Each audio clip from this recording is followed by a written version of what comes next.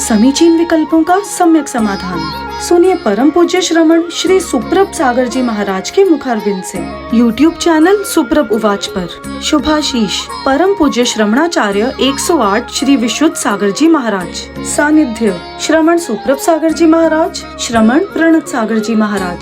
पुणे आर्जक श्री रविंद्र जयश्री, कुमारी परिणा गहाणकर अमरावती, 100 मोक्षता राजस done Gavkar Aurangabad.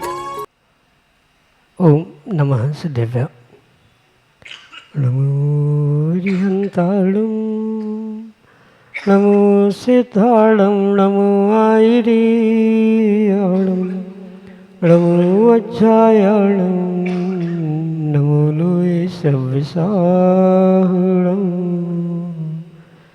पंच परमेष्टि भगवान की, परम पूज्य आचार्य भगवंत गणाचार्य श्री विराग सागर जी महाराज की, परम पूज्य पट्टाचार्य आचार्य भगवंत गुरुवर विशुद्ध सागर जी मुनि महाराज की, परम पूज्य मुनि श्री प्रसम सागर सुप्रभ सागर जी महाराज जी की। समीचीन विकल्पों का सम्यक समाधान।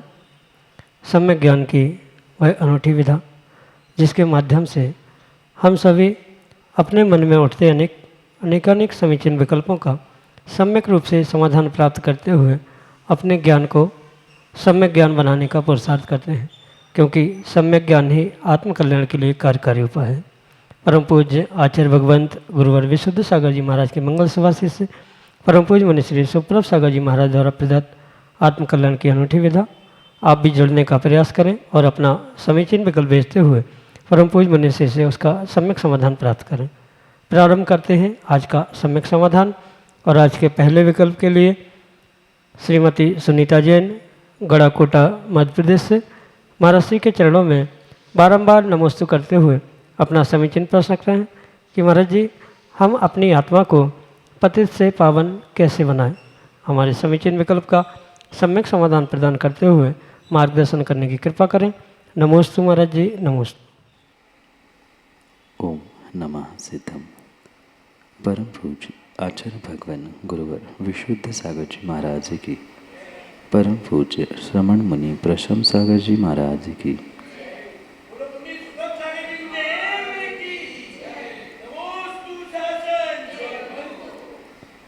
आत्मा को परमात्मा बनाना ही इस पुनीत अवस्था से पावन करने का एकमात्र लक्ष्य कहा है।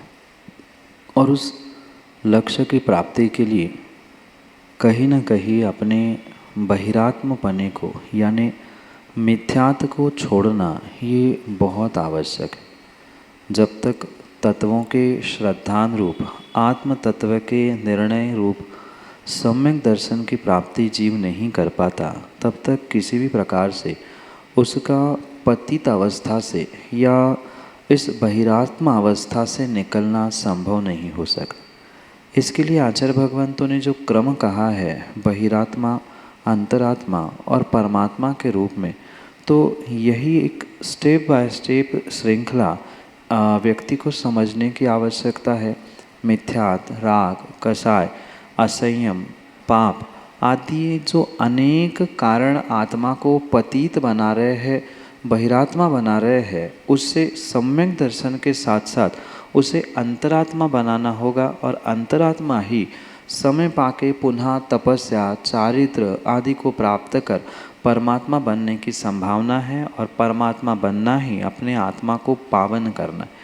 एक देश पावन करना वर्तमान में भी संभव है, मतलब निर्ग्रंथ दीक्षा धारण करना आदि भी एक देश आत्मा का कल्याण है जो पूर्ण रूप से पतित है, मिथ्यात्व, राग, द्वेष, कषायों में उलझा है। उस अनंतानुबंधी कषाय से, मिथ्यात्व आदि से, असंयम आदि से बचते हुए उस पतित आत्मा को पुरुषार्थ पूर्वक आप एक मध्यम अंतरात्मा की अवस्था 6वें 7वें गुणस्थान के रूप में, निर्ग्रंथ के रूप में अवश्य ही वर्तमान में प्रदान कर सकते हैं। बहुत अच्छी बात तो यही है कि निर्ग्रंथ बने और नहीं बन पा रहे हैं, आर्य का भी नहीं बन पा रहे हैं, तो कम से कम उनके सच्चे भक्त, उनके सच्चे अनुयायी सेवक बनते हुए अपने आप को जघन्य सही पर जघन्य अंतरात्मा बनाने का पुरुषार्थ करें, जिसके माध्यम से आप अपने जीवन में आत्मा को पतित से पावनता की ओर ले जाने का प्रयास अवश्य ही कर सकते हैं। यही आपके लिए सम्यक समाधान। नागपुर महाराष्ट्र से रेखा मोदी अगले समीचीन विकल्प के लिए। जी के चरणों में त्रिवार नमोस्तु महाराज जी, नमोस्तु नमोस्तु नमोस्तु। महाराज जी, हम पद्म पुराण का स्वाध्याय कर रहे हैं। उस स्वाध्याय में ये निकला कि रावण के महल में शांतिनाथ का मंदिर था, ये तो सुना था, मगर विभीषण के महल में भी पद्म प्रभु भगवान का जिनालय था और उनकी हजार हजार रानियाँ थी। ये शास्त्रों में पढ़ा, सुना नहीं था, इसलिए करके ये जानना चाहते हैं कि राम लक्ष्मण की भी सुना एक ही थी, सीता थी, मगर उसमें निकला है कि हजारों रानियाँ थी। तो ये कहाँ तक सत्य महाराज जी? इसलिए नमोस्तु महाराज श्री, नमोस्तु। माँ, रामायण और पद्म पुराण, इसमें ज़मीन आसमान का अंतर है। अगर हम धर्म की अपेक्षा से या व्यवस्था की अपेक्षा से भी उस दोनों में कंपेयर करते हुए निर्णय करें कि वास्तविकता क्या थी, तो स्वाभाविक रूप से हमें पद्म पुराण की घटनाक्रम वास्तविक लगते हैं, क्योंकि बहुत सारे रामायण के घटनाक्रम काल्पनिक महसूस होते हैं। चाहे किसी मनुष्य को, वानर वंशी को वानर का रूप देना हो, या राक्षस वंशी रावण को राक्षस कह के पुकारना हो, ये सब कुछ कहीं न कहीं हमारे जिनागम से ही उन्होंने उठाकर अपनी बनाई हुई अलग से रामायण, और एक नहीं, ऐसी 15-16 प्रकार की कुछ रामायण प्रसिद्ध है, जिसमें परस्पर में अपने आप में भी बहुत सारा अंतर देखने के लिए मिलता है। इसलिए सत्य अगर इसमें से हमें कुछ समझना है तो पद्म पुराण में रविसेन आचार्य भगवंत ने जो लिखा है वह शब्दशः अक्षरशः सत्य है, उसमें किसी प्रकार से कोई चूक भूल गलती नहीं है। वहाँ उन्होंने जैसे जिनालयों का व्याख्यान किया है, रामचंद्र जी की मर्यादा का व्याख्यान किया है, वहाँ उन्होंने स्पष्ट कहा है कि रामचंद्र जी की मात्र और मात्र सीता एक ही स्त्री थी, और उसी के कारण से उन्हें मर्यादा पुरुषोत्तम नाम से भी पुकारा जाता है। उनको प्राप्त करने की बहुत सारी स्त्रियों की इच्छाएं थी, बहुत सारे राजाओं ने अपनी अपनी राजकन्याएं उन्हें देने का प्रयास भी किया, पर सबको लेने के लिए उन्होंने स्पष्ट रूप से इनकार किया। यही उनका महान निर्णय उन्हें मर्यादा पुरुषोत्तम के लिए बनाने के लिए कार्यकारी था। लक्ष्मण की अनेक स्त्रियाएं थी, ये उल्लेख मिलता है, पर मात्र लक्ष्मण की थी, पर रामचंद्र जी की मात्र एक सीता ही स्त्री थी। इतना पक्का निर्णय पद्म पुराण की अपेक्षा से करना होगा। कौन क्या लिख रहा है, उन्होंने क्या बहाने बनाए, वो भिन्न विषय है, पर आगम में पद्म पुराण में जो लिखा है यही सत्य माने। यही आपके लिए सम्यक समझ। दिनेश जैन नागपुर महाराष्ट्र से अगले समीचीन विकल्प के साथ। गुरुदेव के चरणों में नमोस्तु। गुरुदेव, हम भक्तांबर पढ़ते हैं या कोई बिनती पढ़ते हैं, उसमें कुछ शब्द गलत हो जाते हैं, शुद्धिकरण नहीं है। जैसे कई बार भगवान की जय लगाते हैं, चंदा प्रभु भगवान, जबकि नाम है चंद्र प्रभु भगवान, तो उसमें क्या नरक में तो नहीं जाएंगे ना? कायदा तो यही है कि भगवान का नाम हो, कोई विनती हो, कोई स्तोत्र पाठ आदि क्यों ना हो, सबको जैसा लिखा है कायदे से वैसा ही पढ़ना चाहिए। पर ये भी ध्यान रखें कि भावुकता में कई बार अगर कुछ गलती भी हो रही है उच्चारण करते हुए, तो वह जीव नरक तो बिल्कुल नहीं जाएगा। गलती का दोष का उसे पाप भी लगेगा, पर पाप इतना बड़ा नहीं है कि वह सीधे उस इतनी सी छोटी सी गलती के कारण नरक जाएगा।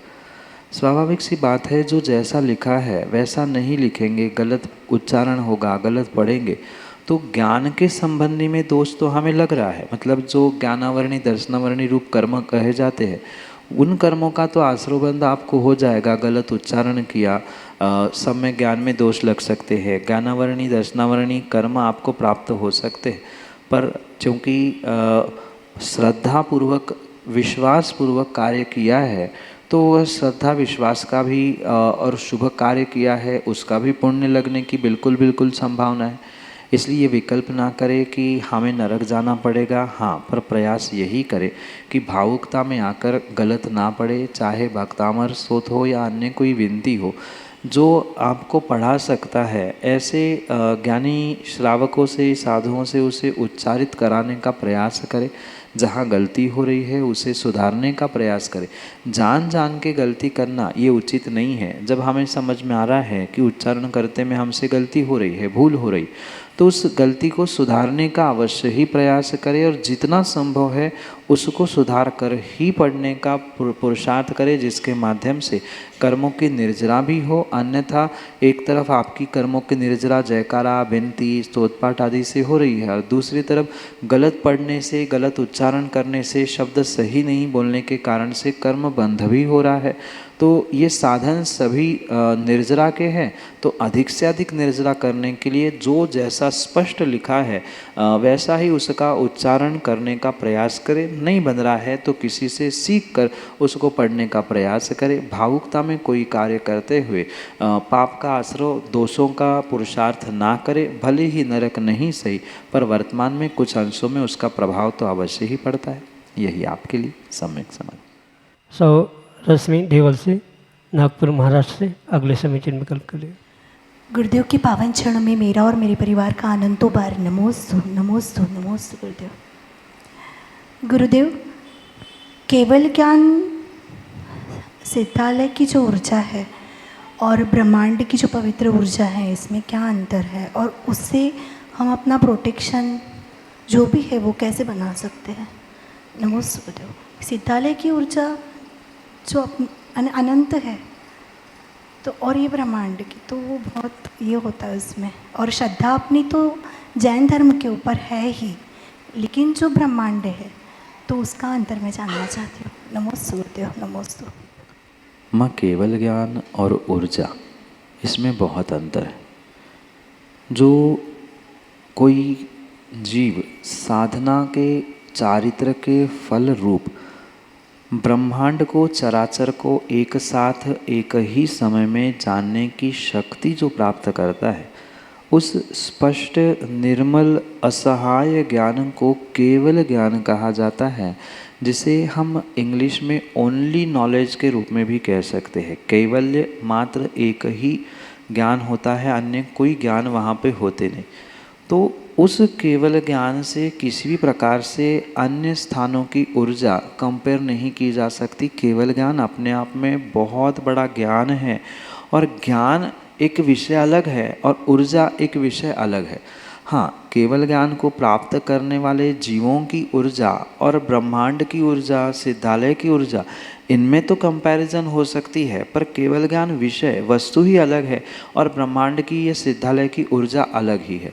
तो केवल ज्ञान मात्र एक ज्ञान की पर्याय विशेष है, अवस्था विशेष है, जिसे सुप्रीम सोल यानी केवल ज्ञानी या सिद्ध भगवान ही प्राप्त करते हैं।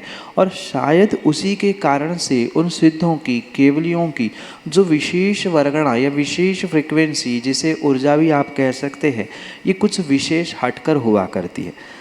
ये आपने शायद पढ़ा होगा कि तीर्थंकर भगवान का जहाँ विहार होता है, कई योजनों तक अपने आप सुभिक्ष होता है, कंकड़ रहित भूमि होती है, मंद मंद सुंदर वायु जो सुगंधित बहने लगती है, ये सब कुछ उनके केवल ज्ञान को प्राप्त करने के अतिशय रूप ऊर्जा का ही परिवर्तन है। या उन ऊर्जा से, उनकी फ्रीक्वेंसी से, जो चाहे शब्द का प्रयोग हम करें, आगम में उसे अतिशय कहा जाता है और उसे ही हम विज्ञान में ऊर्जा का संचार कह दें, उनकी फ्रीक्वेंसीज के कारण से होने वाले चेंजेस कह दे।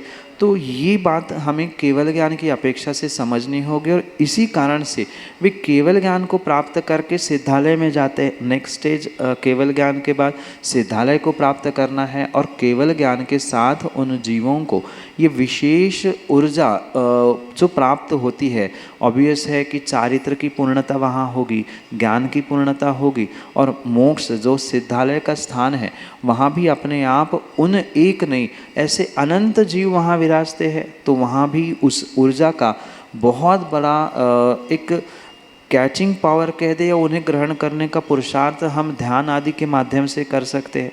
रही बात ब्रह्मांड के ऊर्जा की, तो ब्रह्मांड में भी पॉजिटिव नेगेटिव बहुत सारी ऊर्जाएं हुआ करती है। जो हम जिस प्रकार से ग्रहण करना चाहते हैं वैसा हम उसे ग्रहण कर सकते हैं।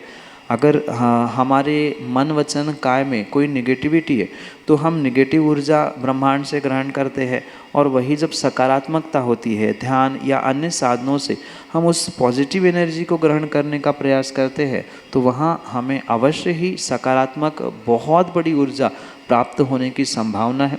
वर्तमान में जितनी भी टेक्नोलॉजी या आधुनिक साधन, चाहे रेकी हो, प्राणी हीलिंग हो या अन्य भी प्रकार के जो हीलिंग है, ये कहीं ना कहीं इस ब्रह्मांड की ऊर्जा को स्वयं प्राप्त करते हुए पुनः उस योग्य व्यक्ति जो आवश्यकमंद है वहाँ तक पहुँचाने का प्रयास किया जाता है। और ये भले ही नाम आदि की अपेक्षा से विदेशों में प्राप्त होने वाली आधुनिक टेक्नोलॉजी या आधुनिक उपचार कह दो, पर इन सब का व्याख्यान हमारे आगम ग्रंथों में पहले से ही प्राप्त है। बहुत सारा विषय आगम ग्रंथों को लेकर है जो अभी भी अछूता है, क्योंकि जो उस विषय में प्रैक्टिकली डेवलप करके परोसा जाता है वह जग प्रसिद्ध होता है। हमारे आचार्यों के पास ये सब कुछ था, पर उन्होंने उस टेक्नोलॉजी को डेवलप करते हुए या इन ऊर्जा के विषयों को डेवलप करते हुए दूसरों के प्रयोग के लिए प्रस्तुत नहीं किया। इसलिए हमें लग रहा है कि ये हमारे पास नहीं है, पर इन सब का विषय बहुत अच्छे से हमारे आगम ग्रंथों में प्राप्त होता है। यही आपके लिए सम्यक समझ। नागपुर महाराष्ट्र से राजकुमार जी जानी अगले समीचीन विकल्प के साथ हमारे सामने। नमोस्तु महाराज जी, नमोस्तु नमोस्तु। महाराज जी, चारों गतियों के जीव की किस स्थान तक वो जा सकते हैं? जैसे देवगति, मनुष्य गति, तिरंज गति, नर गति का जीव, चारों गतियों के जीव कौन को कितने गुण स्थान तक जा सकते हैं? नमोस्तु महाराज। योग और मोह की जो अवस्था विशेष जीवों के परिणामों में देखी जाती है उसे गुणस्थान कहा जाता है। और प्रत्येक गति की अपेक्षा से जीवों के गुणस्थान आगम में उल्लेखित किए गए हैं, जो कि विशेष रूप से अगर मनुष्य गति की हम बात करें तो मनुष्य गति में ही सभी गुणस्थान बनते हैं। मतलब पहले गुणस्थान से लेकर 14वें गुणस्थान की जो व्यवस्था है वह मात्र और मात्र मनुष्य गति में ही संभव है। अन्य गतियों में 14 गुणस्थान तक पहुंचना संभव नहीं है। और 14 क्या, जो महाव्रत है वह पूर्ण रूप से निर्ग्रंथ दिगंबर अवस्था रूप पुरुष वेद में मनुष्य गति में ही संभव है। मनुष्य गति में भी स्त्रियों को किसी भी प्रकार से छठवां सातवां आदि गुणस्थान नहीं होता। छठवां सातवां गुणस्थान मनुष्य गति में भी पुरुषों को ही मात्र होता है। तो मनुष्य गति में 14 मतलब 1 से 14 गुणस्थान होने पर भी 5वें गुणस्थान तक स्त्रियों का और उसके आगे मनुष्यों के मतलब पुरुषों के गुणस्थान कहे। रही बात त्रियंश गति की, तो त्रियंश गति में भी पहले गुणस्थान से चौथे गुणस्थान तक होने की संभावना है। क्वचित कदाचित किन्हीं आचार्य भगवंत और दृष्टांतों के माध्यम से वह 5वां गुणस्थान यानी जो देश विरत एक देश संयम के पालन के रूप में स्वीकार किया जाता है, कुछ एक दृष्टांतों के माध्यम से वो भी हम स्वीकार कर सकते हैं। तो त्रियंश गति में 1 से 5 तक, अधिकांश 1 से 4 और विरले स्थानों पर 1 से 5 तक गुणस्थान होने की संभावना है। देवगति में तो स्पष्ट रूप से 1 से 4 ही गुणस्थान होते हैं, क्योंकि देवगति में किसी प्रकार से कोई संयम का पुरुषार्थ नहीं होता या संयम होता ही नहीं है, व्रत लेना संभव नहीं है, इसलिए उनके 5वां गुणस्थान नहीं होता। पहले गुणस्थान से चौथा जो अविरत सम्यक दृष्टि रूप है, उतनी ही अवस्था तिर्यंच के बाद देवगति में स्वीकार की जाती है। नारकियों के साथ भी यही व्यवस्था समझनी होगी। नारकी जीव भी पूर्ण रूप से पहले गुणस्थान से चौथे गुणस्थान तक ही प्राप्त कर सकते हैं, वहाँ भी कोई व्रत नियम संयम नहीं हो सकता।